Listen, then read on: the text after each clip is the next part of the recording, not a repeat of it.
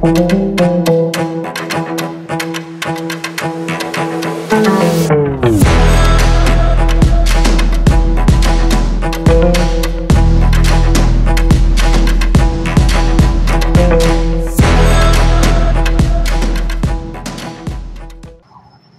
wassalatu wassalamu ala Rasulillah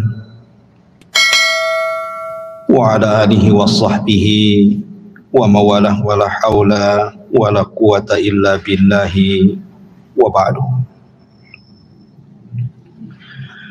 Alhamdulillah, di malam hari ini kembali kita bisa duduk di Masjid Muhajirin. Salawat dan salam kita hadiahkan kepada Rasul kita Nabi besar Muhammad sallallahu alaihi wa ala alihi wasallam. Lanjutkan kajian kita, masih meneruskan Qasasul Anbiya, kisah-kisah para nabi dalam Al-Quran. Dan malam ini kita akan kisahkan kisah Nabi Allah Ishaq alaihi salatu wassalam. Nabi Ishaq adalah seorang nabi. Ayahnya seorang nabi. Saudaranya juga seorang nabi, dan dia memiliki putra juga seorang nabi. Ayahnya Nabi Allah Ibrahim Khalilur Rahman.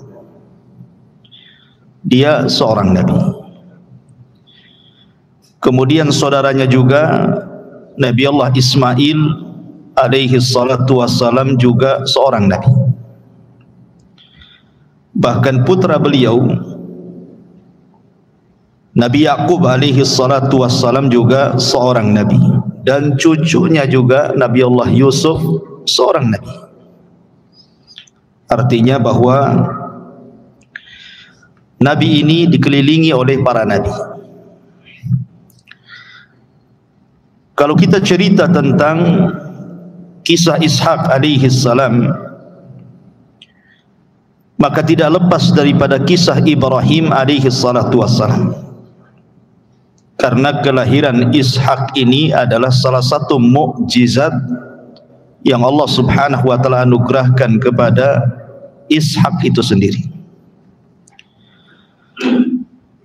Ma'asyiral muslimin yang dimuliakan Allah subhanahu wa ta'ala, di dalam Al-Quranul Karim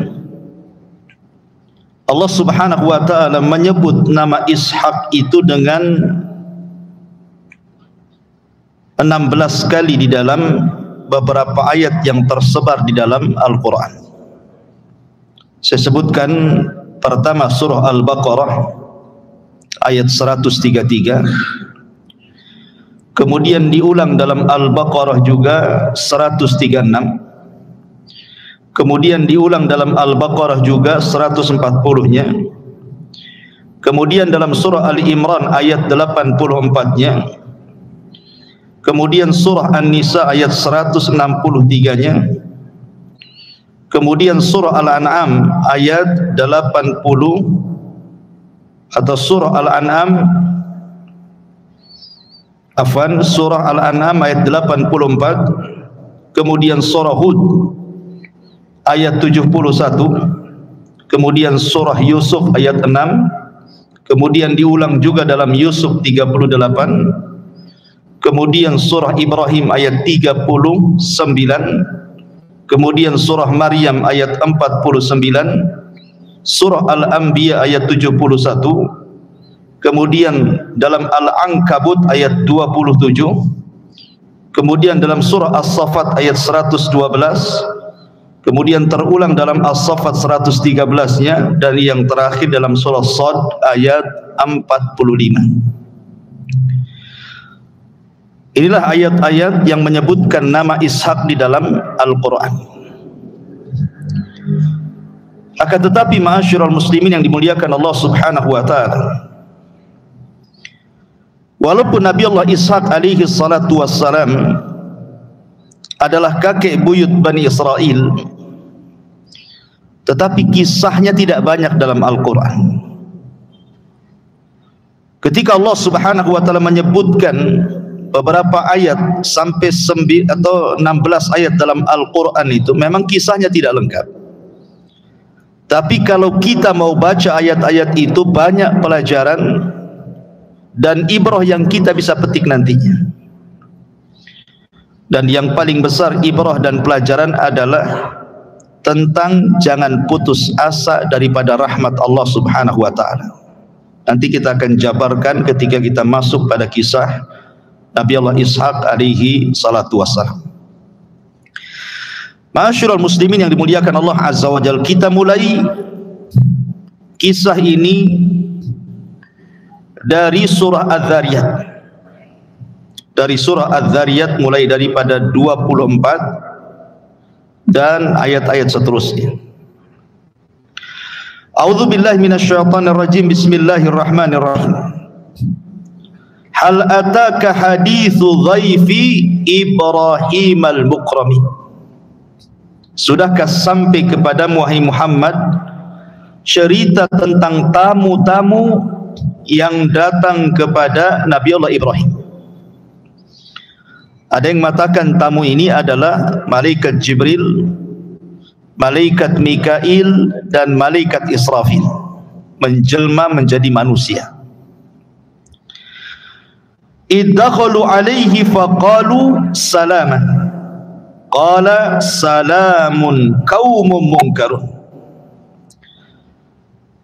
Kalimat ini menunjukkan mufajah, artinya secara tiba-tiba Ibrahim dikagetkan ketika tiga malaikat ini kemudian masuk ke tempatnya dan mengucapkan kalimat salam.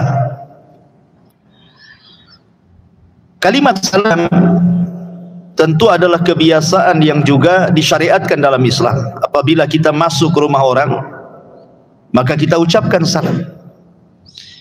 Siapa yang mengucapkan assalamualaikum warahmatullah, maka dia dapat pahala 20 pahala. Kalau lengkap assalamualaikum warahmatullahi wabarakatuh, maka dapat pahala 30. Dan yang menjawab salam hukumnya wajib. Jadi yang menyampaikan salam hukumnya sunnah, tapi yang menjawab salam hukumnya wajib. Dan kita boleh menjawab salam sesuai dengan salamnya. Kalau dia mengucapkan assalamualaikum, maka kita jawab waalaikumsalam warahmatullah. Kalau dia mengucapkan salam assalamualaikum warahmatullah, maka kita jawab waalaikumsalam warahmatullah wabarakatuh. Kalau dia mengucapkan lengkap assalamualaikum warahmatullahi wabarakatuh, maka kita juga sama waalaikumsalam warahmatullahi wabarakatuh. Begitu cara menjawab salam. Lihat dia sampai di mana mengucapkannya. Kemudian Allah mengatakan faragha ila ahlihi faja'a biijlin samin. Ibrahim itu diambil dari dua kata Abu Ibrahim. Bahasa Ibrani artinya dia adalah Abul Adiyah, bapaknya tamu. Jadi Ibrahim itu memang setiap hari membuka pintu rumahnya untuk para tamu. Jadi memang sudah terbiasa menjamu tamu itu. Bahkan Ibrahim itu punya penangkaran unta. Jadi setiap ada tamu maka akan disembelihkan unta. Subhanallah Ibrahim itu. Karena di zaman itu tamu beda dengan di zaman sekarang kan. Kalau di zaman sekarang kadang-kadang tamu itu kalau datang ke tempat kita walaupun dia orang jauh, terkadang sudah makan di jalan. Karena banyak warung, banyak restoran sepanjang jalan gitu ya. Tapi para musafir dulu, mereka kalau bertamu itu memang betul-betul lapar kan itu. Tidak ada yang mereka makan. Makanya kemudian Ibrahim itu sudah menyediakan hidangan-hidangan yang lezat untuk tamunya. Ketika kemudian Ibrahim sudah menyambut tamu-tamu ini, maka faragha ila ahli. Kalimat ragha menurut ahli tafsir artinya Ibrahim itu bersegera mendatangi istrinya tanpa sepengetahuan tamunya. Jadi Ibrahim itu segera memberitahu istrinya untuk menghidangkan makanan, menyediakan makanan, menyiapkan makanan tanpa sepengetahuan tamunya dan bersegera Inilah kesalahan di zaman sekarang. Kalau ada tamu, kita ini banyak tanya. Mau kopi, mau teh, mau apa, nggak usah ditanya. Ya, nggak perlu ditawarkan seperti itu. Jadi Al-Quran memberikan kaidah menghormati tamu. Faragha ila ahli. Sebelum tamu ini bicara, langsung kita ngomong ke istri kita, cepat sediakan minuman, makanan, tanpa harus ditawarkan dulu. Kalau dia suka, alhamdulillah dimakan. Kalau tidak suka, tidak dimakan, tidak ada masalah. Yang penting kita sudah ikramul dhaif, namanya ya, memuliakan tamu. Faragha ila ahli faja'a bi ijlin samin. Maka diam-diam dan segera Ibrahim pergi menemui keluarganya. Padahal Ibrahim itu kan cuma hidup berdua, tidak ada keluarganya, maksudnya karena kan ketika itu belum punya anak. Sementara Hajar sudah diletakkan di Mekah. Nah, sementara Ibrahim cuma hidup berdua dengan istrinya. Kemudian faja'a bi ijlin samin, maka dia pun membawakan daging enak, sapi yang sangat gemuk. Dalam ayat yang lain hanin, artinya daging itu dibakar. Daging itu dibakar. Jadi betul-betul memang menghidangkan terbaik untuk tamunya. Tapi di sini lihat bahasa Quran, faja'a, maka Ibrahim yang membawakan langsung. Ibrahim tidak menyuruh pembantunya, budaknya, tidak. Untuk apa? Menunjukkan bahwa Ibrahim betul-betul memuliakan tamu. Dia bawa sendiri. Kalau kita kan enggak ya, nyuruh kalau punya pembantu, suruh pembantunya bawa. Tidak, Ibrahim mengajarkan kepada kita begini cara memuliakan tamu, langsung dibawa sama dia. Kemudian dihidangkan di hadapan tamu-tamunya itu. Faqarrabahu ilaihim, maka kemudian setelah dihidangkan makanan itu, kemudian didekatkan kepada para tamu itu. Qala, Ibrahim mengatakan, ala ta'kulun, ala ta'kulun. Lihat bahasa Ibrahim. Ibrahim tidak memerintahkan, makan kamu, enggak begitu bahasanya. Terkadang ada tuan rumah itu maksa-maksa kan, awas kalau tak makan ya katanya. Kadang-kadang memaksa, enggak boleh. Kalau memang dia suka makan, alhamdulillah. Kalau enggak ya enggak apa-apa. Masalahnya apa? Jangan dipaksa-paksa sampai sudah kenyang pun suruh makan, suruh minum kan gitu. Itu enggak punya adab dengan tamu. Jadi Ibrahim hanya mengatakan, ala ta'kulun, mengapa kalian tidak makan? Ini kan bukan bahasa perintah kan? Hanya suruh pilihan saja, supaya tidak tersinggung tamunya. Masalahnya, setiap kemudian Ibrahim menawarkan makanan itu kepada tamunya, tamu ini tidak mau memandang makanannya, tidak mau memandang minumannya. Tentu Ibrahim merasa ketakutan, nih tamu kok kayak gini gitu ya. Ini siapa tamu ini? Jangan-jangan orang jahat pula. Masalahnya anak-anak muda gitu ya, kekar-kekar lagi kan. Maka disebutkan fa'aujasa minhum khifah. Maka Ibrahim pun merasa takut. Kenapa? Kalau dia ditawarkan makanannya malah yang dipandang dirinya, ditawarkan minumannya malah yang dipandang dirinya. Ini siapa orang ini? Karena Ibrahim itu kan gak kenal mereka. Mereka pun mengagetkan Ibrahim, tahu-tahu datang. Tapi Ibrahim kan tidak melihat-lihat orang, siapa dia, enggak. Walaupun Ibrahim tidak kenal orang itu, yang jelas dia orang jauh tamu, tetap oleh Ibrahim tidak dibeda-bedakan antara tamu yang dikenal dan tamu yang tidak dikenal. Tetap saja Ibrahim memuliakan. Maka Ibrahim merasa takut. Maka tamu-tamu itu mengatakan, qalu la takhaf, jangan takut.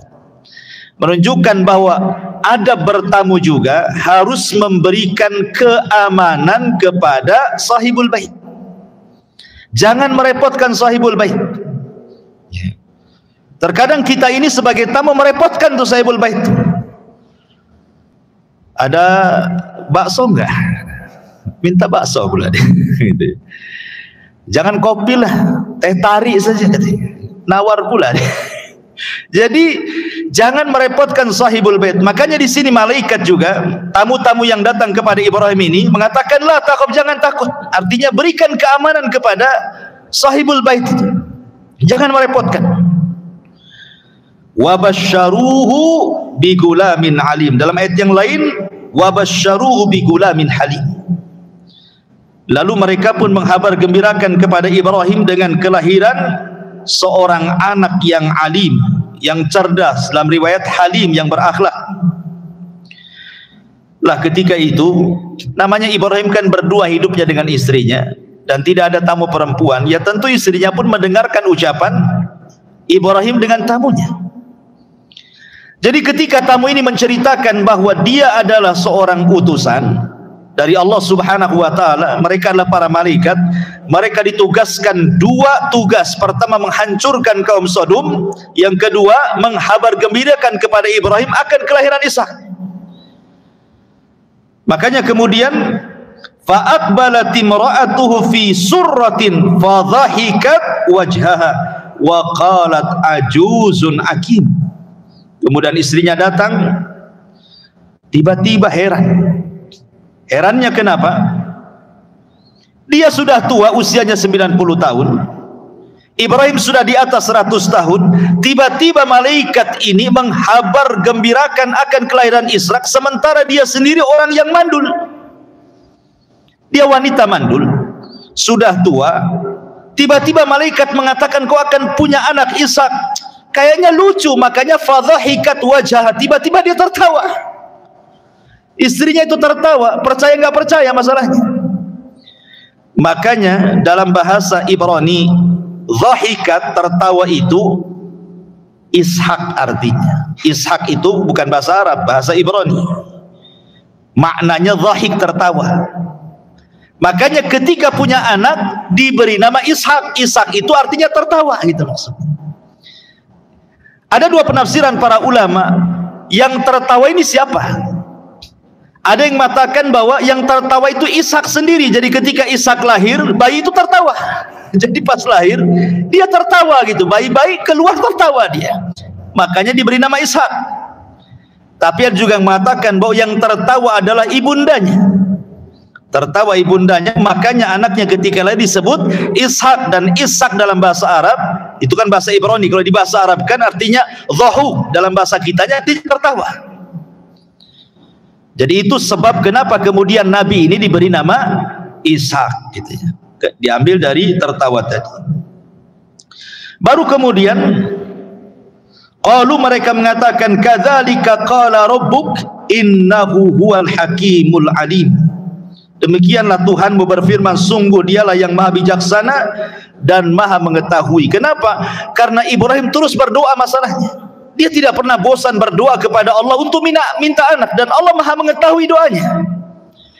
Dari sini saya katakan tadi, di antara faedahnya adalah kalau kita cerita tentang kisah-kisah Ishak ini, jangan putus asa dari rahmat Allah. Ibrahim sudah tua, istrinya sudah tua, mandul lagi. Tapi karena tidak putus asa dari rahmat Allah, terus berdoa, minta anak, lama-lama dikasih juga. Di zaman Nabi Musa alaihi salatu wassalam, ada seorang wanita yang sudah lama menikah, tidak punya anak. Datang kepada Nabi Musa dan mengatakan, ya Musa, anta kalimur rahman, engkau nabi yang suka berdialog dengan Allah. Cobalah kau datangi Rabbmu, berdoalah untukku agar aku punya anak.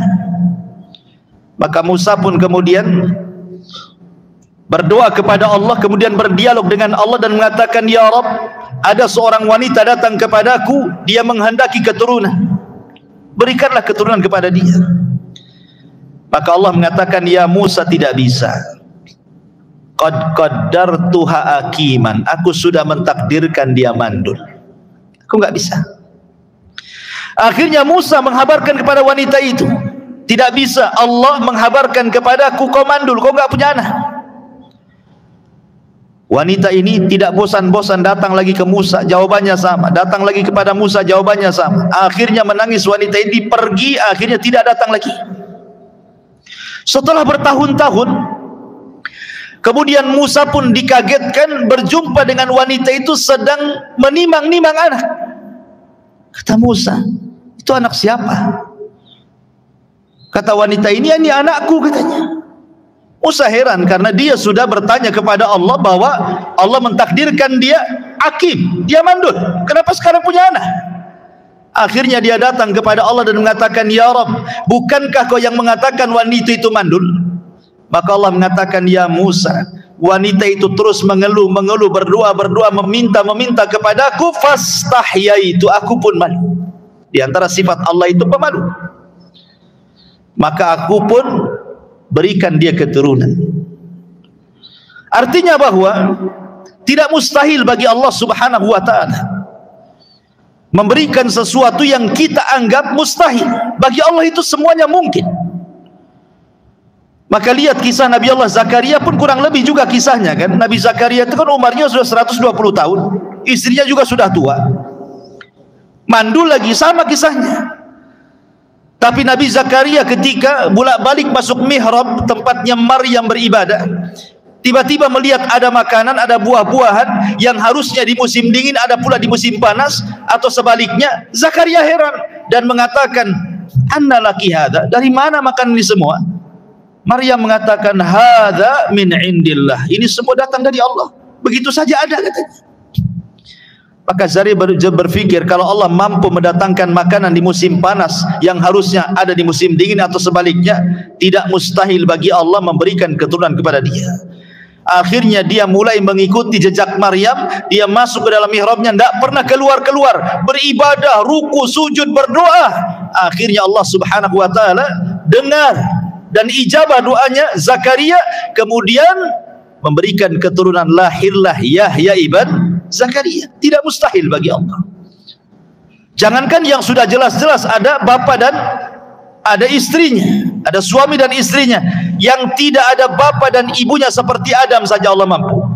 Yang tidak ada ibunya seperti Hawa Allah mampu. Yang tidak ada bapaknya seperti Isa Allah mampu. Apalagi ada keduanya. Tidak mustahil bagi Allah Subhanahu wa ta'ala. Ma'asyiral muslimin yang dimuliakan Allah Azza wa Jalla, dalam surah Hud juga kurang lebih kisahnya sama. Dalam surah Hud ayat 69 dan seterusnya, walaqad ja'at rusuluna Ibrahim bil busyra qalu salama qala salamun fama labisa an ja'a bi ijlin hanid. Dan para utusan kami, para malaikat, telah datang kepada Ibrahim dengan membawa kabar gembira. Mereka mengucapkan salam, artinya mengucapkan assalamualaikum ya Ibrahim. Qala, Ibrahim mengatakan salam, salamun. Kalimat salamun itu, ini jumlah ismiyah. Dalam bahasa Arab jumlah ismiyah itu memiliki makna sabit wal istiqrar. Artinya bahwa jawaban Ibrahim itu lebih lengkap dibandingkan salamnya para malaikat. Dan memang begitu, saya ulangi tadi, bahwa dalam Islam pun sama. Idza khuyitum bitahiyatin, kata Allah, kalau ada orang yang datang mengucapkan salam, maka jawablah bi ahsana minha, dengan yang lebih baik daripada jawabannya. Begitu memang syariatnya, harus lebih baik jawabannya dibandingkan salamnya. Fama labisa an jaa bi ijlin hanid. Maka tidak lama kemudian Ibrahim menyuguhkan daging anak sapi yang dipanggang. Artinya Ibrahim bersegera menyediakan makanan untuk tamu. Makanya Nabi SAW ketika hijrah dari Mekah ke Madinah, khutbah pertama Rasul kepada orang-orang Ansar dan Muhajirin apa? Ayyuhan nas, abshu syalama bainakum, wa at'imut ta'am, wasilul arham, wa sallu bil laili wan nasun niyam, adkhalallahu lakumul jannah bisalam. Kata Nabi SAW, wahai manusia, sebarkan salam, salinglah kalian memberikan makanan, sambung dengan silaturahim dengan kerabat, kemudian solatlah di saat manusia sedang tertidur, maka Allah masukkan kalian ke dalam sorga dengan selamat, kata Rasul. Di sini ada kata-kata wa'atimu ta'am, saling memberikan makanan, apalagi kepada tamu. Makanya kemudian di antara syariat Nabi SAW, man kana yu'minu billahi wal yaumil akhir falyukrim dhaifahu. Barang siapa yang beriman kepada Allah dan hari akhir, hormati tamunya. Kadang-kadang kita ini bakhil gitu ya. Ada tamu, aku gelas. Kadang-kadang kasih toples tinggal sedikit isinya. Bekas lebaran gitu. Subhanallah.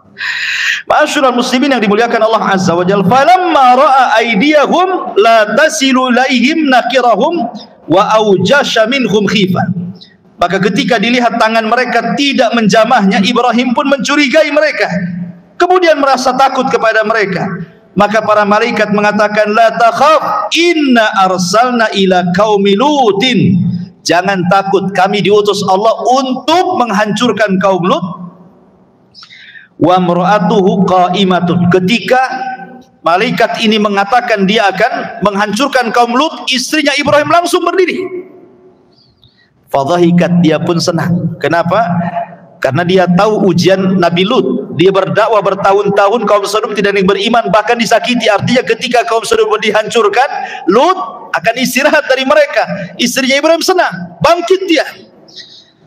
Kemudian saking senangnya dia pun tertawa. Kemudian setelah itu malaikat mengatakan, fabasyarnaha bi Ishaq. Maka kami habarkan kepada istri wahai Ibrahim akan kelahiran Ishak, wa min wara'i Ishaq Yaqub, bahkan dari Ishak akan lahir Yakub. Maknanya Ibrahim akan menyaksikan kelahiran putranya Ishak dan kelahiran cucunya Yakub. Ibrahim masih hidup. Jadi dia menyaksikan kelahiran anaknya Ishak dan juga cucunya Yakub, dan dua-duanya jadi nabi. Kemudian istrinya mengatakan, qalat ya wailata a'alidu wa ana ajuz wa hadha ba'li syaikhan. Katanya istrinya Ibrahim ini, sungguh ajaib, mungkinkah aku akan melahirkan sementara aku sudah tua? Suami pun sama sudah tua, katanya. Inna hadha la syai'un ajib. Ini benar-benar ajaib, kata istri. Maka malaikat mengatakan, qalu ata'jabina min amrillah rahmatullahi wa barakatuhu alaikum ahlal bait innahu hamidun majid. Mengapa engkau heran dengan ketetapan Allah Subhanahu wa taala? Itu adalah rahmat dan berkah dari Allah dicurahkan kepada kalian wahai ahlal bait. Sesungguhnya Allah Maha terpuji lagi Maha pengasih. Ini rahmat bagi kalian, enggak perlu heran. Tidak ada yang mustahil bagi Allah. Bagi Allah itu mudah itu, katanya. Falamma dhahaba an Ibrahimur raw wa ja'athul busyra yujadiluna fi qaumi Lut. Maka ketika rasa takut hilang dari Ibrahim dan kabar gembira tentang datangnya mereka, dia pun kemudian bersoal jawab soal malaikat yang akan menghancurkan kaum Lut. Intinya bahwa dari dua ayat ini atau dua surat ini, surah Az-Zariyat dan surah Hud ini, mengajarkan kepada kita bahwa kelahiran Ishak itu sebuah mukjizat besar. Kenapa dikatakan kelahirannya mukjizat? Karena tadi dilahirkan dari seorang yang sudah tua, yang mustahil punya anak, dan dari seorang wanita yang sudah tua juga dan juga mandul, tiba-tiba punya anak. Kalau bukan mukjizat apa namanya? Jadi kelahiran Ishak itu sendiri adalah mukjizat dari Allah Subhanahu wa taala kepada Ibrahim dan kepada Ishak itu sendiri. Ma'asyiral muslimin yang dimuliakan Allah Subhanahu wa taala, Ishak ini adalah adiknya daripada Ismail dan berbeda ibu. Kalau kita melihat dalam Taurat atau dalam Perjanjian Lama, disebutkan bahwa jarak antara Ishak dengan Ismail itu arba'ata asyara sana, 14 tahun. Jadi Ismail sudah usianya 14 tahun, baru kemudian Allah anugerahkan kepada Ibrahim anak kedua dari Sarah, Ishak. Jadi jaraknya antara Ishak dengan Ismail itu 14 tahun. Itu dalam Perjanjian Lama, maksudnya dalam Taurat. Tapi dalam Islam jaraknya tidak jauh, 5 sanawat. Ada yang mengatakan 5 tahun saja jarak antara Ismail dengan kelahiran Ishak. Dan di sini menunjukkan bahwa Ismail lebih dahulu dibandingkan Ishak. Karena orang-orang Yahudi mereka mengatakan bahwa anak yang disembelih itu bukan Ismail tetapi Ishak. Mereka mengklaim demikian. Jadi kisah tentang penyembelihan yang ma'ruf dalam Islam, orang-orang Yahudi mengatakan Az-Zabi, anak yang disembelih putra Ibrahim itu bukan Ismail tapi Ishak. Mereka mengatakan seperti itu. Kemudian Orang-orang Yahudi juga mencela Ismail dengan mengatakan itu anak budak. Bahkan diusir lagi sama istri sahnya Sarah gitu ya, sampai akhirnya kemudian hijrah ke Mekah. Maka dalam Islam kita katakan bahwa justru terbalik, bahwa az-zabih, anak yang disembelih oleh Ibrahim itu bukan Ishak tetapi Ismail. Dalilnya adalah kisah daripada Al-Quran ketika menceritakan penyembelihan Ismail. Perhatikan ayatnya dalam surah As-Saffat ayat ke-101, dan ini sudah saya ceritakan ketika menceritakan tentang kisah Ismail. Fabasyarnahu bigulamin halim, maka kami habarkan kepada Ibrahim dengan anak yang berakhlak, maksudnya Ismail. Falamma balagha ma'ahu sa'ya, ketika usia Ismail sudah belasan tahun, sudah bisa diajak bicara, minta tolong, sudah bisa diajak dialog. Qala, maka Ibrahim mengatakan, ya bunayya, inni ara fil manami anni azbahuka fanzur madza tara. Wahai anakku, semalam ayahmu, kata Ibrahim, bermimpi bahwa ayahmu menyembelih kamu, bagaimana pendapatmu? Qala, maka Ismail mengatakan, ya abatif al ma tu'mar satajiduni insyaallahu minas sabirin. Wahai ayahku, kalau ini perintah Allah, lakukan saja, engkau akan dapati anakmu ini insyaallah termasuk hamba Allah yang sabar. Falamma aslama, ketika keduanya sudah menyerahkan diri kepada Allah, watallahu lil jabin, dan Ibrahim sudah menggorok leher Ismail, wa nadainahu ayya Ibrahim qad saddaqta ru'ya. Tiba-tiba ada panggilan dari langit dan mengatakan, wahai Ibrahim, engkau sudah membenarkan mimpimu. Inna kadzalika nazil muhsin, begitulah kami balas kepada orang-orang yang berbuat baik. Inna hadza lahuwal balaul mubin, ini semua adalah ujian yang besar bagi Ibrahim. Wa fadainahu bidzibhin azim, kami ganti Ismail dengan penyembelihan yang besar. Wa tarakna alaihi fil akhirin, dan akan menjadi cerita bagi orang-orang setelahnya. Salamun ala Ibrahim, keselamatan bagi Ibrahim. Kadzalika nazil muhsinin, begitulah kami balas orang-orang yang berbuat baik. Innahu min ibadinal mu'minin, sesungguhnya Ibrahim termasuk hamba kami yang beriman. Lihat setelahnya, wa basyarnahu bi ishaq, kami setelah itu kami habarkan kepada Ibrahim dengan kelahiran Ishak. Lihat tertibnya di sini. Siapa yang disembelih? Ismail, bukan Ishak. Ya. Karena setelahnya kemudian ketika Allah menceritakan tentang penyembelihan ini, baru setelah itu bicara tentang penghabaran gembira tentang Ishak. Jadi orang-orang Yahudi yang mengatakan bahwa anak yang disembelih putra Ibrahim itu adalah Ishak tidak benar, dibantah dalam Al-Quran di sini. Bahwa yang disembelih itu Ismail, bukan Ishak. Karena di ujung cerita ini baru Allah mengatakan, wa basyarnahu bi ishaq nabiyyan minas salihin, dan kami habarkan kepada Ibrahim dengan kelahiran Ishak, dan dia akan menjadi nabi dan termasuk hamba Allah yang saleh. Ma'asyiral muslimin yang dimuliakan Allah Subhanahu wa taala, ketika kemudian Ishak ini lahir, kemudian Ishak juga nasibnya sama dengan Ibrahim. Ibrahim pernah berpesan kepada Ishak, nanti kalau kamu hendak menikah, jangan menikah dengan siapapun, ambil dari keluarga bapak. Itu pesannya Ibrahim.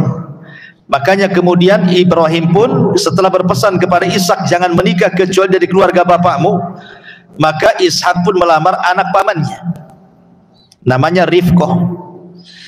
Istrinya Ishak namanya Rifqah. Rifqah ini wanita saleh, wanita saleh, ahli ibadah luar biasa, tidak lepas daripada ibadah kepada Allah Azza wa Jal. Bahkan disebutkan biografinya oleh banyak para ulama tentang kisah wanita-wanita terbaik dalam Al-Quran. Salah satunya istri daripada Ishak namanya Rifqah, anak daripada pamannya. Lah setelah kemudian usianya 40 tahun lebih, udah lama menikah juga sama, tidak juga dikarunia anak tuh Ishak tuh, lama juga. Kemudian istrinya juga mandul, sama dengan ayahnya, dengan ibunya gitu ya. Tapi Ishak pun tidak putus asa, berdoa kepada Allah Azza wa Jal. Akhirnya kemudian Allah Subhanahu wa taala anugerahkan kepada Ishak, rupanya di perut Rifqah ini ada bayi. Subhanallah, bayinya kembar pula. Bayinya itu kembar. Ketika kemudian melahirkan, yang pertama dilahirkan anak pertamanya namanya Al-Is, pakai sad, Al-Is. Ketika kemudian lahir Is, tiba-tiba kemudian disusul dengan adiknya.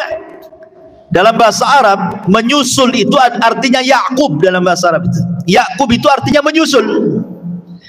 Makanya kemudian adiknya disebut Yakub karena menyusul Al-Is abangnya. Brojol, tidak selang lama keluar lagi gitu ya. Dalam bahasa Arab menyusul itu artinya Yakub. Itulah penamaan kenapa Nabi itu disebut Nabi Yakub, karena ketika melahirkan dia nyusul kakaknya. Kan ada dua kembar bayinya. Lah Al-Is ini nanti akan menjadi Abu Rum, keturunan orang-orang Eropa. Bapaknya orang-orang Eropa itu Al-Is. Sementara bapaknya orang-orang Bani Israel adalah Yakub. Nah, nanti kan terpisah. Di akhir zaman keturunan Is itu disebut sebagai Bani Asfar. Nanti di akhir zaman akan muncul pasukan dari Bani Asfar. Orang-orang Eropa itu keturunan Al-Is itu.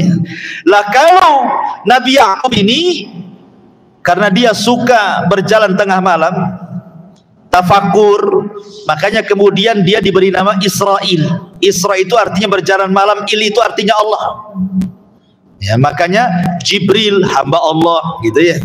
Mikail pembantu Allah gitu ya. Jadi kalau disebut Il itu artinya Allah gitu ya. Lah Yakub disebut Israel karena suka tafakur tengah malam, makanya disebut Israel dia. Nanti turunannya Yakub itu disebut Bani Israel. Kenapa Bani Israel disebut Bani Israel? Karena turunan Yakub. Makanya orang-orang Yahudi mereka mengklaim mereka itu disebut Israel, maka negaranya dikatakan Israel kan itu. Padahal tidak layak kita katakan negara itu disebut Israel. Kita katakan negara Yahudi, bukan Israel. Karena Israel itu diambil dari Israel, dan itu nama yang suci, nama seorang nabi namanya Yakub. Sementara Yahudi di zaman sekarang tidak mengikuti ajaran Yakub. Mereka menuhankan Uzair dan mengatakan Uzair anak Allah. Yakub tidak menuhankan Uzair. Uzair pun kapan datangnya? Ya. Ma'asyiral muslimin yang dimuliakan Allah Subhanahu wa taala. Lah Ibrahim menyaksikan kelahiran Yakub. Jadi anak dan cucu disaksikan Ibrahim, baru setelah itu Ibrahim meninggal. Di mana? Di Habrun, di Khalil. Lah setelah kemudian Ishak diangkat menjadi nabi. Jadi kenabian Ishak ini memang sudah dihabarkan kepada Ibrahim bahwa anakmu akan jadi nabi. Dan ini kan nikmat dari Allah, di mana Allah Subhanahu wa taala menghabarkan kepada Ibrahim bahwa putramu nanti akan jadi nabi. Ini kan nikmat mana lagi kalau umpamanya kita punya anak tiba-tiba dikatakan nanti anakmu itu akan jadi presiden gitu ya. Oh, luar biasa ya. Kalau memang itu kejadian kan nikmat. Tentu nabi jauh lebih mulia dibandingkan presiden. Nikmat Allah mana lagi yang lebih besar daripada menghabarkan bahwa anakmu akan jadi nabi. Jadi Ibrahim sudah tahu bahwa Ishak akan jadi nabi. Makanya setelah Ibrahim meninggal, kemudian Ishak ini meneruskan perjuangan ayahnya berdakwah kepada dua negara, Syam dan Palestina. Ke Syam, dakwahnya sampai ke Syam dan juga khususnya Palestina. Mendakwahkan manusia sebagaimana Allah Subhanahu wa taala mengatakan, walaqad ba'atsna fi kulli ummatir rasulan an i'budullaha wajtanibut taghut. Tidaklah kami utus pada tiap-tiap manusia seorang rasul, tugas mereka mengatakan kepada manusia, sembahlah Allah, tauhidkan Allah dan jauhi sesembahan selain daripada Allah alias taghut. Itulah tugas para nabi, mengajak manusia ke dalam tauhid. Itulah tugasnya Ishak kepada Bani Israel, kepada orang-orang yang ada di Palestina dan kepada orang-orang yang ada di Syam.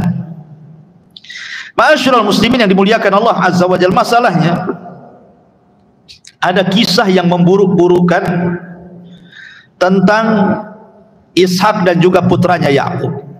Dan kisah ini kisah-kisah dusta, kita katakan kisah dusta yang dibuat-buat orang-orang Yahudi untuk menghina para nabi. Dan begitu para orang-orang Yahudi suka mendustakan para nabi. Fariqan kadzabu wa fariqan yaqtulun, sebagian mereka mendustakan, sebagian mereka membunuh para nabi. Itu kebiasaan orang Yahudi di mana-mana.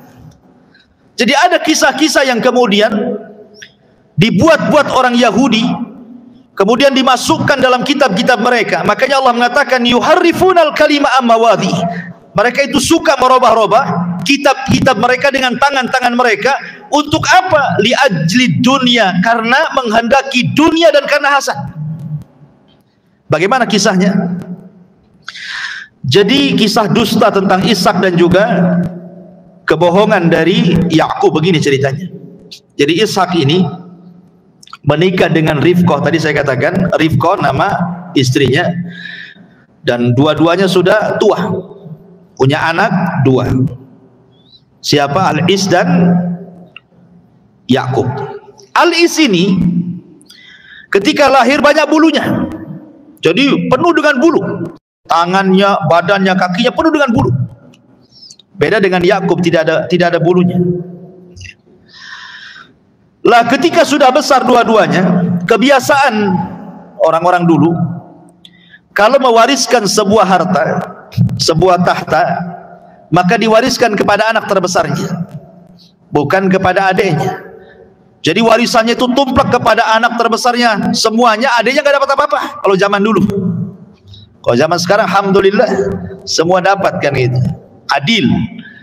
Ya, semua anak laki-laki mau kakaknya mau adiknya semua dapat sama. Dan perempuan separuh daripada laki-laki.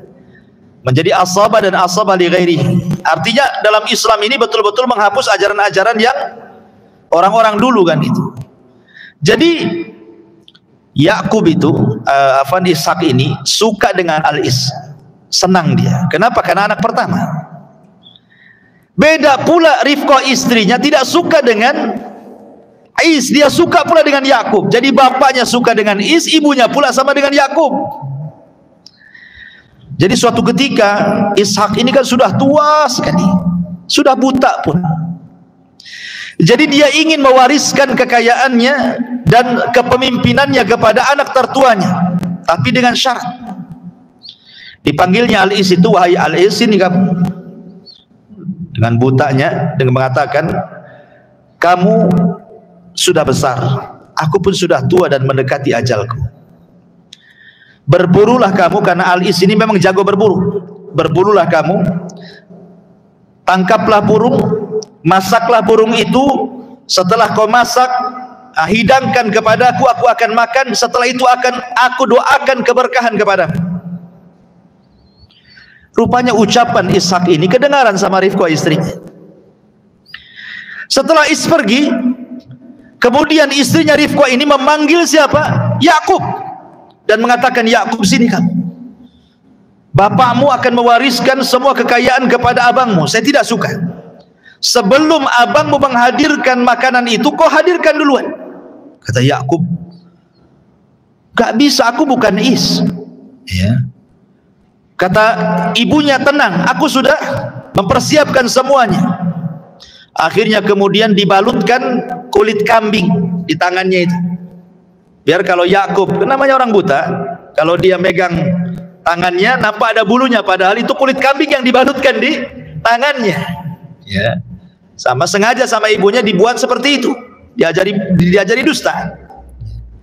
Akhirnya kemudian segeralah kemudian Yakub mencari burung, kemudian memasaknya, kemudian menghidangkan kepada ayahnya Ishak. Kemudian mengatakan, ya abati, wahai ayahku, saya adalah Al-Is.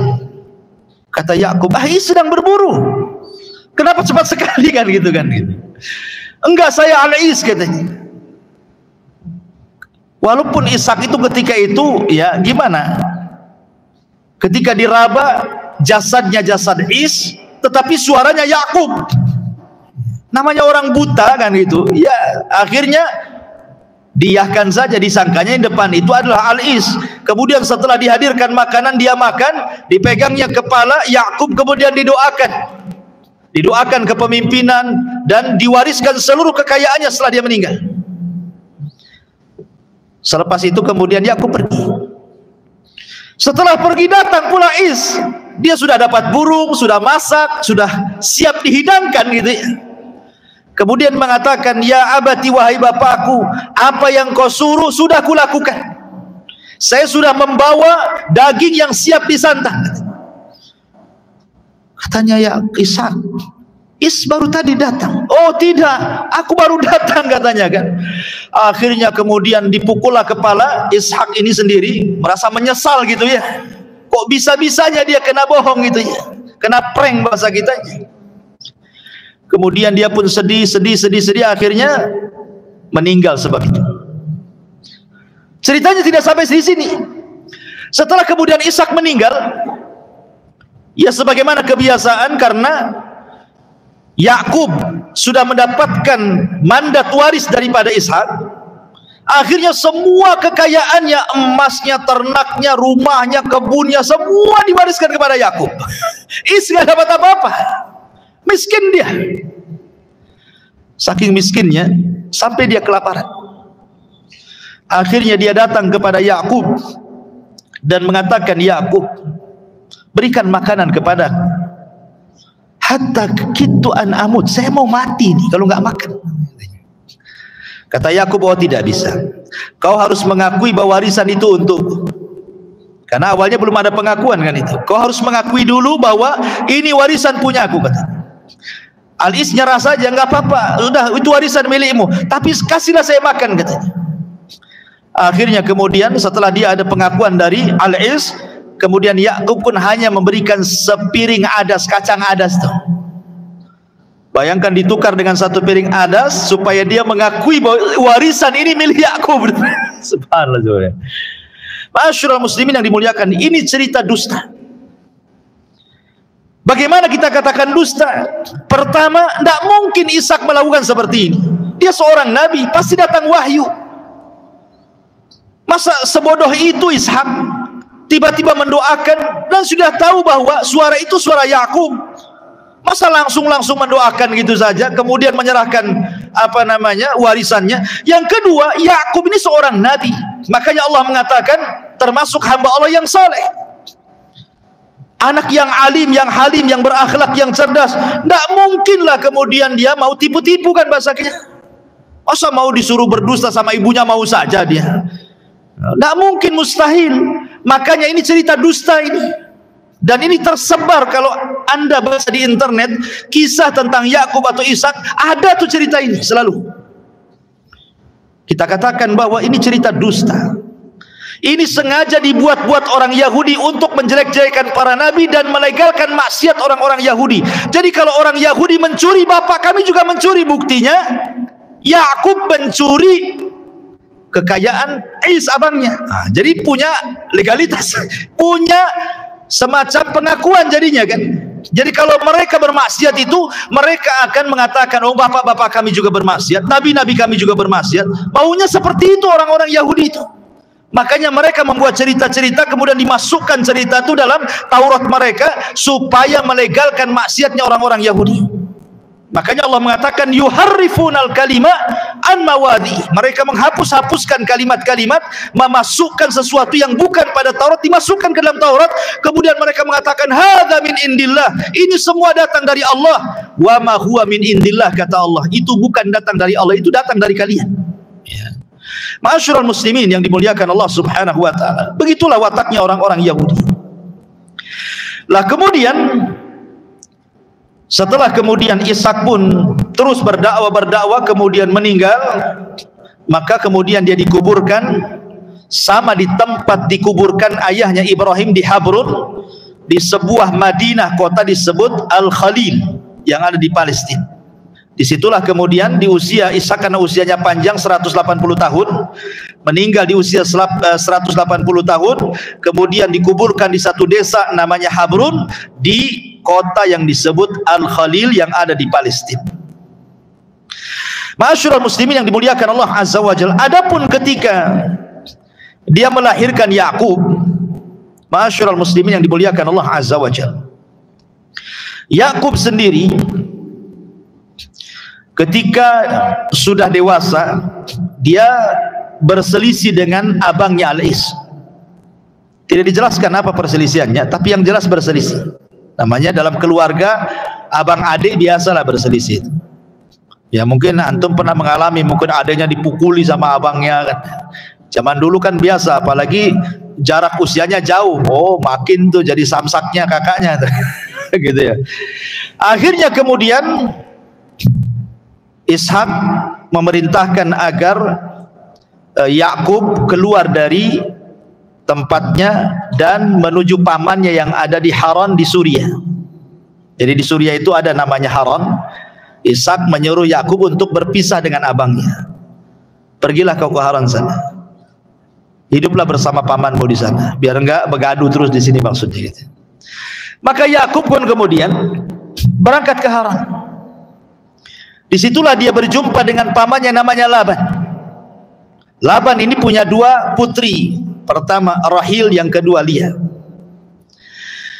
Lah akhirnya kemudian Yakub pun bekerja kepada pamannya, penggembala kambing. Ini menunjukkan bahwa setiap para nabi itu menjadi penggembala. Kata Nabi SAW, "Ma min nabiyyin illa wara'al ghanam." Tidak ada nabi kecuali pernah menjadi penggembala kambing. Termasuk anda wahai Rasul, termasuk saya. Bahkan kenapa Nabi SAW sampai dari mulai kecil loh diasuh oleh Halimah Sa'diyah. Dari mulai umur 1 tahun, 2 tahun sampai 6 tahun tidak lepas dari kambing Nabi itu. Jadi mainan Nabi itu sejak kecil sudah main dengan kambing tuh. Makanya ketika di usia 12 tahun dia menjadi penggembala kambing, dia sudah tahu ilmunya kambing. Walaupun kecil-kecil mungkin dia tidak paham, tetapi kan karena sering bergaul dengan kambing, paham dia akhirnya. Ilmu perkambingan bahasa kita. Jadi ketika Rasulullah SAW tidak jadi berangkat ke Syam bersama Abu Talib karena dihalang-halangi oleh pendeta, jangan pergi ke sana nanti dibunuh anak ini, pulangkan ke Mekah. Akhirnya Rasulullah SAW mulai berpikir untuk menolong pamannya. Bagaimana caranya? Lihatlah orang-orang sebayanya, banyak orang gembala kambing, ikutlah dia menjadi penggembala kambing. Dan penggembala kambing itu diistilahkan para ulama sebelum Rasul membimbing umat, sengaja Allah Subhanahu wa taala memerintahkan dia untuk memimpin kambing, seolah-olah memimpin kambing itu persiapan untuk memimpin umat, karena terlahir sifat-sifat kesabaran, kemudian keberanian, tawadu, ya kan? Penggembala kambing tawadu. Mana ada penggembala kambing duduk di kantor? Penggembala kambing ya tidur sama kambing lah, tawadu kan gitu ya. Kemudian sabar, kalau nggak sabar banyak matilah kambingnya, kalau sakit kan diobati. Nah, timbullah sifat sabar, rahmat, kasih sayang, berani, takut dicuri orang, takut ada serigala, dilawan dia, keberaniannya muncul kan itu. Jadi memang dididik. Lah, sama dengan Yakub juga sama. Akhirnya kemudian dia tertarik dengan salah satu putrinya Laban namanya Rahil, dan mengatakan, "Wahai pamanku, boleh nggak aku nikahi salah satu putrimu?" "Boleh, tapi syaratnya jadilah kau bekerja denganku selama 7 tahun. Subhanallah, karena dia mengejar wanita, 7 tahun pun dilewati dia.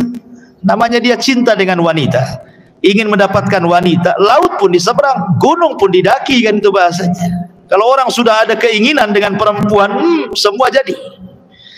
Takut pun jadi berani. Jadi sabar itu, Yakub itu menjadi penggembala kambing selama 7 tahun tuh.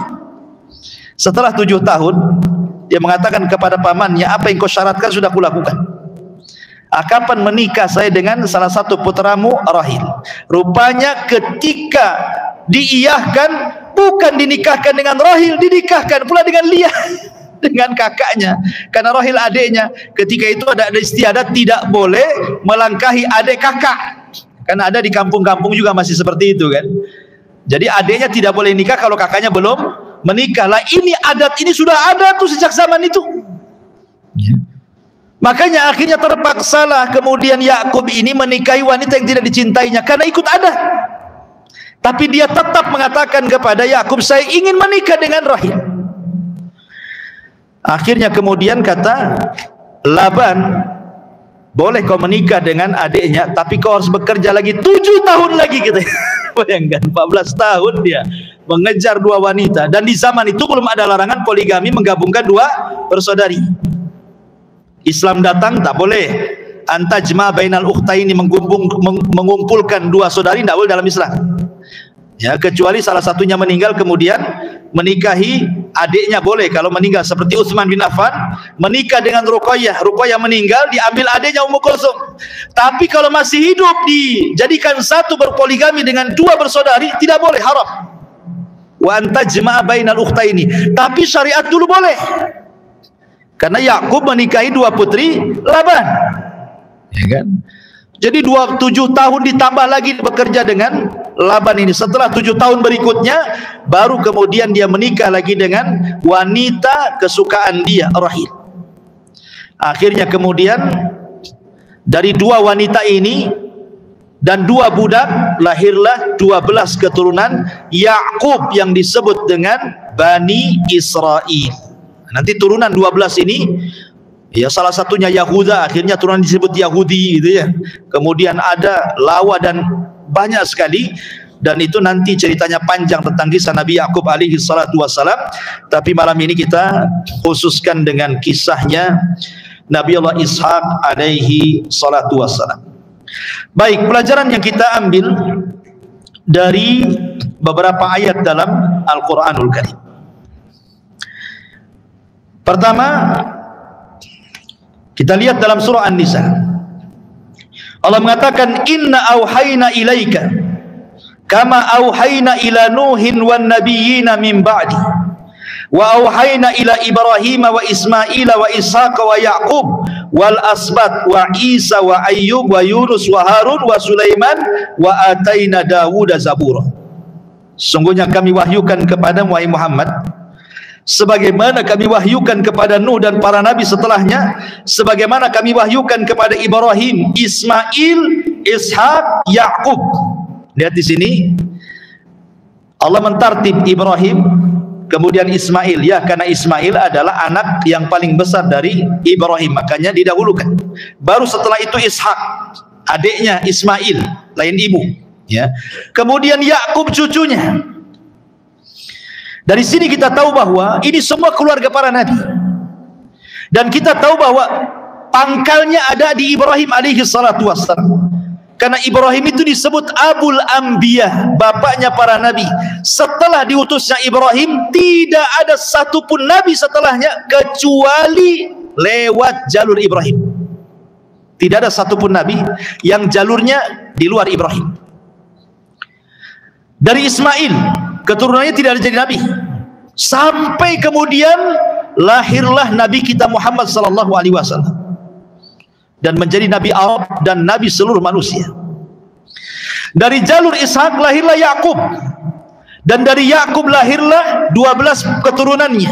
Dari 12 keturunan ini lahir ribuan para nabi yang diutus kepada Bani Israel, yang disebut dengan Al-Anbiya Bani Israel, nabi-nabi Bani Israel, dan ditutup kenabiannya dengan lahirnya Isa bin Maryam. Jadi Isa itu nabi terakhir dari nabi-nabi Bani Israel, tapi nabi kita adalah nabi penutup para nabi. Itu bedanya. Kalau Isa nabi terakhir Bani Israel, kalau nabi kita Muhammad adalah penutup para nabi, di mana la nabiyya ba'di, kata Rasul. Tidak ada nabi sepeninggalku. Kata Imam Ibnu Katsir rahimahullah taala, siapapun yang ngaku nabi, dustakan pengakuannya. Karena menyelisih sabda Rasul, la nabiyya ba'di, tidak ada nabi sepeninggalku. Makanya kalau Hadrat Mirza Ghulam Ahmad, pendiri Ahmadi, ngaku nabi, dustakan kenabiannya. Dia bukan nabi. Ya, kan Hadrat Mirza Ghulam Ahmad itu ngaku nabi. Saya pernah berdebat dengan orang-orang Ahmadiyah dulu di Gresik. Ya, mereka sampai datangkan kitab-kitab karyanya Hadrat Mirza Ghulam Ahmad, wahyu-wahyu Jibril yang sampai kepada dia. Subhanallah. Intinya bahwa tidak ada nabi setelah Nabi Muhammad sallallahu alaihi wasallam. Kemudian juga Allah Subhanahu wa taala berfirman dalam surah Yusuf, wattaba'at millata abai Ibrahim wa Ishaq wa Yaqub ma kana lana an nusyrika billahi min syai'in dzalika min fadlillahi alaina wa 'alan nas walakinna aktsaran nasi la yashkurun. Wattaba'tu millata abai, dan aku mengikuti agama bapak-bapak Ibrahim, Ishak dan Yakub. Dan Allah tidak perintahkan kecuali agar jangan menyekutukan dengan Allah dengan siapapun. Dan itu adalah karunia Allah kepada kita dan kepada manusia, akan tapi kebanyakan manusia tidak bersyukur. Dari sini menunjukkan bahwa kita mengikuti agama para nabi, maksudnya mengikuti tujuan dakwah para nabi, tauhid. Karena kalau bicara tentang syariat, masing-masing nabi punya syariat sendiri. Ya, masing-masing nabi itu punya syariat yang berbeda-beda syariatnya dengan kita, tapi kan tujuannya sama, tauhid. Contoh umpamanya puasa. Kita ada sahur, puasanya ahli kitab tidak ada sahur. Ya. Kita mendahulukan berbuka saat maghrib, orang itu bukanya ketika bintang muncul. Ya kan? Jadi ada perbedaan. Dari segi syariat memang beda. Karena waja'alna likulli nabiyyin syir'atan wa minhaja. Masing-masing nabi itu diberikan syariat sendiri dan manhaj beragama sendiri-sendiri. Tapi tujuannya satu. Mentauhidkan Allah dan tidak menyekutukan Allah Subhanahu wa ta'ala. Maka sebagaimana para nabi juga mengikuti agama Ibrahim, kita juga sama mengikuti agama Ibrahim. Wattaba'tu millata Ibrahim, dan kita juga mengikuti agama Ibrahim karena agama Ibrahim adalah agama tauhid. Makanya Ibrahim itu tidak lepas daripada doa-doa yang sering dikumandangkan dalam Islam. Ketika tasyahud kita pun sering menyebut-nyebut bukan hanya Allahumma sholli ala Muhammad, tetapi wa ala ali Muhammad kama shallaita ala Ibrahim wa ala ali Ibrahim. Disebut-sebut juga keluarga Ibrahim. Karena dakwah Rasul dengan dakwah Ibrahim dan seluruh keturunannya termasuk Ishak sama mentauhidkan Allah Subhanahu wa ta'ala.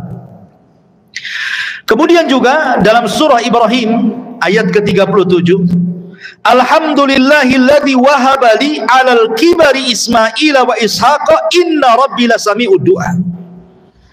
Ibrahim ketika lahirnya Ishak dan juga Ismail, sementara dua-duanya putra Ibrahim ini kan Ibrahim sudah tua. Ismail lahir Ibrahim sudah tua. Ishak lahir Ibrahim sudah tua juga. Makanya ketika lahir keduanya apa kata Ibrahim? Alhamdulillah alladzi wahabali. Segala puja dan puji hanya milik Allah yang telah menganugerahkan kepadaku alal kibari, di saat aku sudah tua, Ismail wa Ishak. Anakku yang namanya Ismail dan Ishak. Inna rabbi lasami'ud du'a. Sungguhnya Rabbku sungguh maha mendengar setiap doa. Dari sini menunjukkan bahwa nikmat apapun yang Allah anugerahkan kepada kita, jangan lupa mengucapkan alhamdulillah. Diberikan keturunan, alhamdulillah. Diberikan rumah, alhamdulillah. Kendaraan, alhamdulillah. Pasangan yang saleh dan saleh, alhamdulillah. Jangan lupa mengucapkan alhamdulillah. Karena alhamdulillah itu bentuk syukur dengan lisan. Adapun bentuk syukur dengan hati adalah dengan menasabkan bahwa semua nikmat itu datang dari Allah. Wa ma bikum min ni'matin faminallah. Segala bentuk nikmat apapun yang ada pada kalian semua datang dari Allah. Jadi kita harus yakin nikmat ini datang dari Allah. Kemudian bentuk syukur lisannya kita katakan alhamdulillah. Jangan seperti Qarun. Ketika kemudian datang syariat zakat, apa kata Qarun? Dia mengatakan innama utitu min ilmin indi. Bukan mengucapkan alhamdulillah. Dia mengatakan ini kekayaan datang karena kecerdasanku, katanya. Kalau aku kaya wajar aku cerdas, katanya. Jadi Qarun ini tidak menasabkan nikmat kepada Allah, tapi menasabkan nikmat kepada kecerdasan dia. Ya wajarlah aku kaya, aku kan S3, aku kuliah, aku ini masa tinggi saya sekolah kok saya miskin gitu. Seolah-olah apa? Seolah-olah kekayaan itu karena titel dia, karena kecerdasan. Bukan. Kekayaan itu datang dari Allah. Betapa banyak orang-orang yang sampai profesor, kalau memang tidak diberikan rezeki tetap miskin dia. Tapi betapa banyak orang enggak sekolah, kalau ditakdirkan kaya, kaya dia. Karena semua datang dari Allah Subhanahu wa ta'ala. Maka setiap nikmat kita katakan alhamdulillah. Ma'asyiral muslimin yang dimuliakan Allah Azza wa Jalla. Kemudian juga Allah Subhanahu wa ta'ala juga mengatakan dalam surah Al-Baqarah, Qulu amanna billah wa ma unzila ilaina wa ma unzila ila Ibrahim wa Ismaila wa Ishaq wa Yaqub wal asbat wa ma utiya Musa wa Isa wa ma utiya nabiyyuna min rabbihim la nufarriqu baina ahadin minhum wa nahnu lahu muslimun. Katakan kami beriman kepada Allah dan apa yang diturunkan kepada kita dan apa yang diturunkan kepada Ibrahim, Ismail, Ishak, Yakub dan Asbat, dan apa yang diberikan kepada Musa, Isa, dan apa yang diberikan kepada para nabi dari Rabb mereka. Jangan kita membeda-bedakan mereka siapapun, dan kita semua berpasrah diri kepada Allah. Dari sini ada faedah, tidak boleh kita membeda-bedakan para nabi, karena orang Yahudi mereka tidak mengakui kerasulan Isa. Orang Yahudi itu tidak beriman dengan Isa. Bahkan dikatakan Isa itu anak zina, ibunya pelacur. Sampai hari ini orang Yahudi tidak mengakui Nasrani. Rupanya diulang oleh Nasrani. Orang Nasrani tidak mengakui Muhammad sallallahu alaihi wasallam. Kan gitu. Sebagaimana Yahudi tidak mengakui Isa, Nasrani pula tidak mengakui Muhammad sallallahu alaihi wasallam. Ketika orang Nasrani mengkafirkan orang Yahudi, kenapa? Karena Yahudi tidak mengakui Nabi mereka. Kita pun sama kafirkan Nasrani, karena orang Nasrani tidak mengakui Nabi kita. Apa bedanya? Dan orang Yahudi juga tidak mengakui Nabi kita. Kita kafirkan juga Yahudi. Makanya Allah mengatakan lam yakunil ladzina kafaru. Siapa kafaru? Min ahlil kitab. Siapa ahli kitab? Yahudi dan Nasrani. Mereka kafir berdasarkan nas Al-Quran. Dan kita boleh mengkafirkan Yahudi kafir, Nasrani kafir, boleh, karena Allah yang mengkafirkan. Kalau Allah katakan Yahudi kafir, kita katakan kafir. Nasrani mengatakan kafir, kita katakan kafir, karena Allah yang mengatakan kafir. Tapi kalau Allah dan Rasulnya tidak mengatakan kafir, jangan kita kafirkan. Kita hanya mengkafirkan yang Allah kafirkan, kita yang mengkafirkan yang Rasul kafirkan saja. Datang pula orang-orang yang tersinggung dari kalangan kaum muslimin, jangan mengatakan kepada ahli kitab orang kafir. Lembut sikit lah, keras sekali kalian nih. Lalu apa sebagai gantinya? Ya, non muslim. Non muslim lah. Apa bedanya non muslim? Ya kafir kan itu. Mau dilembutkan gimana? Bahasa Quran itu paling lembut, ikhwan. Wa man asdaqu minallahi qila. Tidak ada yang lebih benar daripada ucapan Allah, dan tidak ada yang lebih lembut dibandingkan firman Allah. Kalimat kafir itu lembut karena Allah yang mengatakan. Kalau kita mengatakan mereka kafir, itu Al-Quran yang mengatakan. Kita hanya ikut Quran saja. Kok yang sewot malah orang-orang yang beriman ini gimana? Orang-orang Islam yang sewot malah. Orang kafir kita kafirkan, mereka diam saja. Sebagaimana mereka kafirkan kita juga kita diam saja. Kenapa saudara-saudara kita dari muslim kok sewot dia? Kan aneh ini menunjukkan. Padahal Islam mengajarkan la nufarriqu baina ahadin min rusul. Ketika kita bahas tadi di awal bahwa orang Yahudi mengatakan anak yang disembelih adalah Ishak. Kita katakan tidak, anak yang disembelih adalah Ismail. Walaupun demikian kita tidak boleh membeda-bedakan. Mau Ismail, mau Ishak, ya kan? Mau para nabi yang lainnya, kita katakan bahwa mereka khiratun nas, sebaik-baik manusia yang Allah utus. Mereka para nabi, mereka para rasul, teremban kepada mereka tugas mulia wahyu dari Allah. Kita akui mereka nabi kita. Mereka nabi, mereka rasul, diturunkan oleh Allah Azza wa Jalla untuk mendakwakan tauhid. Kita tidak boleh membeda-bedakan mereka. Walaupun Yahudi membedakan para nabi dan rasul, tidak mengakui Isa, tidak mengakui Muhammad, enggak apa-apa. Tapi kita akui nabinya Yahudi Musa, kita akui nabinya Nasrani Isa. Kita mengakui walaupun mereka tidak mengakui. Makanya Allah mengatakan la nufarriqu baina ahadim minhum. Dan begitu seterusnya ayat-ayat seputar kisah Ishak alaihi salatu wassalam. Wallahu a'lam bishawab. Memang kisah Ishak ini tidak banyak dicantumkan dalam Al-Quran. Maksudnya tidak secara detail, ya, sebagaimana kisah-kisah Nabi yang lainnya. Karena sering saya katakan bahwa dari 25 Nabi dan Rasul, ada Nabi-Nabi itu yang secara detail diceritakan. Seperti Musa itu detail, dari lahir sampai besar gitu ya. Ibrahim detail gitu ya. Kemudian juga Nabi Yusuf detail gitu ya. Tapi ada Nabi itu global saja. Kayak Nabi Ishak ini kan global-global saja. Paling sebagai tambahan kisah-kisah Israiliyat gitu ya. Tapi ada Nabi yang aneh disebut nama nggak ada kisahnya. Seperti Dzulkifli, ada namanya dalam Quran. Al-Yasa, ada namanya dalam Quran. Kisahnya tidak ada. Ya kan? Nah, tetapi kita katakan bahwa Allah mengutus para Nabi sebanyak 120.000, ada yang mengatakan 124.000, dan Rasul 314. Tetapi yang kita kenal namanya berdasarkan nas Al-Quran hanya 25 Nabi dan Rasul. 18 namanya tercantum dalam satu surat namanya Al-An'am. Lebihnya tersebar di beberapa surat dalam Al-Quran sehingga genap menjadi 25 Nabi dan Rasul. Dan ini harus kita imani, baik yang kita kenal namanya atau yang tidak kita kenal namanya. Kita beriman bahwa nabi-nabi itu ada dan diutus oleh Allah Subhanahu wa ta'ala. Wallahu a'lam bishawab.